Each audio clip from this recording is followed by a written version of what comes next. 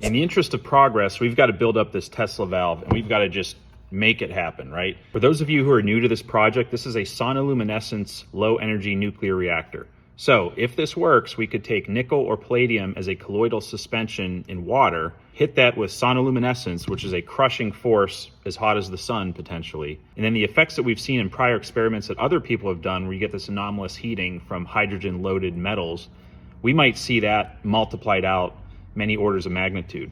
So it's not actual fusion, it's low energy fusion, but amped up using some clever techniques I've come up with. So I don't have the silicone O-ring that I want, but I'm gonna use this neoprene O-ring in the meantime. This way we can still do a pressure test. We don't have to turn up the heat yet, but we can pressurize and make sure everything's flowing.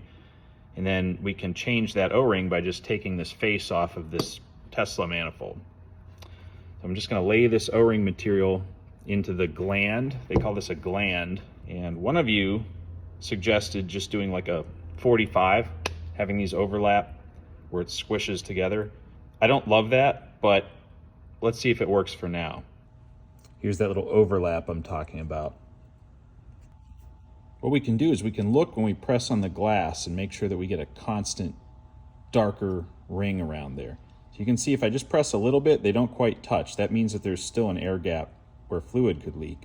But if we really squish, it does appear to close up. There's a question here. Do we want that seam to be up in the head gas or do we want it to be down in the liquid? I'm kind of torn. If we put it down in the liquid, it might seal better because it takes more force to press liquid out of an infinitesimally small crack. But if we put it up in the head gas, we won't have any liquid leaking, and then we can make up for that gas blanket with the regulator. So it'll sort of come out in the wash. We'll end up with our same regulated gas pressure, even if there is a tiny bit of leakage. We'll keep it up in the head gas for now. Quick little refresher on what's going on here. You've got your main reactor manifold right here. This is the reactor.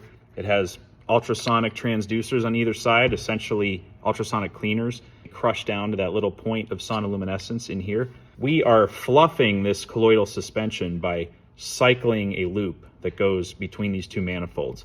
The idea here is that we want to make sure that that colloidal suspension doesn't all settle out. We want to keep it in suspension. So we're going to pulse this with argon, which is like a blanket gas. At the same time, we're going to be generating hydrogen up in this electrolysis chamber, trying to fraction off the oxygen, vent that to atmosphere. We don't want a lot of oxygen in our colloid because it could oxidize the nickel or palladium particles.